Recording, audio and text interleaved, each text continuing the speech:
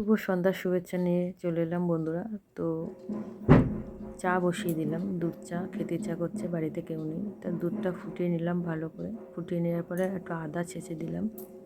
আদাটা দিয়ে সুন্দর করে ফুটিয়ে নেওয়ার পরে ওর মধ্যে দুটো এলাচ ফাটিয়ে দিলাম, দিয়ে সুন্দর করে ফুটিয়ে নেব আমি দুধটা। তো আমি দুধটা ফুটিয়ে অনেকটাই কমিয়ে নিয়েছি। এবার ওর মধ্যে আমি চিনি দেব। চিনি দিয়ে ফুটিয়ে নেওয়ার পরে চা পাতা দেবো বন্ধুরা। তা কী করব, শরীরটা ভালো লাগছে না, ঘরে কেউ নেই। তো আমি একা কী মন হলো একটু দুধ চা খাই সুন্দর করে বানিয়ে। তো সেই কারণে শুভ সন্ধ্যার শুভেচ্ছা রইলো বন্ধুরা।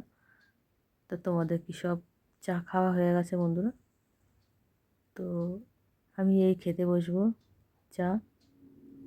তা অল ফেসবুক ফ্রেন্ড সবাই আমার শুভ সন্ধ্যার শুভেচ্ছা নিও বন্ধুরা। আর সবাই চা খেয়ে নিও। আর এই ঠান্ডায় কে কেমন আছে বন্ধুরা, ওতে অবশ্যই আমাকে বলবে কমেন্টে। আমি তো ভীষণ কষ্ট পাচ্ছি ঠান্ডাতে, আর ঠান্ডা মোটেই আমার পছন্দ না, কিন্তু কী করব, সময়ের সঙ্গে সব কিছু মানিয়ে নিতে হয় বন্ধুরা। ঠান্ডার সময় ঠান্ডা, বৃষ্টির দিনে বৃষ্টি, গরমের সময় গরম, সমস্ত সব কিছু নিয়ে আমাদের চলতে হয়, থাকতে হয় বন্ধুরা। তো মানিয়ে নিতেই হবে।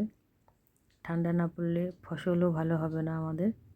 তো ঠান্ডাও দরকার, গরমও দরকার, বৃষ্টিও দরকার বন্ধুরা। Tata, by.